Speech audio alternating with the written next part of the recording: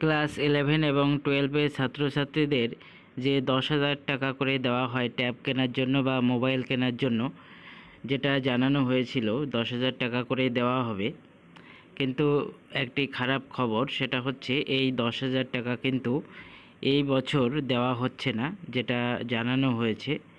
আগে ঠিক করা হয়েছিল যে বৃহস্পতিবার শিক্ষক দিবসের দিন পড়ুয়াদের ব্যাংক অ্যাকাউন্টে টাকা পাঠানো শুরু হবে, কিন্তু এই শেষ মুহূর্তে এসে যেটা জানানো হলো যে এই পরিকল্পনা কিন্তু বাতিল করা হয়েছে শিক্ষা দপ্তরের তরফ থেকে। তবে কেন বাতিল করা হয়েছে বা এই সিদ্ধান্ত কেন নেওয়া হলো, এটা কিন্তু জানানো হয়নি। যেটা জানানো হয়েছে যে এবারের একাদশ এবং দ্বাদশ শ্রেণীর ছাত্রছাত্রীদের ট্যাব কেনার টাকা কিন্তু দেওয়া হচ্ছে না। তোমরা যারা ক্লাস 11 এবং 12-এ পড়ছো, ট্যাবের টাকা পাবে বলে আশা করেছিলে, তোমরা কিন্তু টাকা পাচ্ছ না। ভিডিওটি সকলের মধ্যে শেয়ার করে দাও, প্রত্যেকে যাতে বিষয়টি জানতে পারে, কারণ অনেকেই আশায় থাকবে যে বৃহস্পতিবার শিক্ষক দিবসের দিন টাকা ঢোকার কথা, কিন্তু এবারে টাকা ঢুকছে না।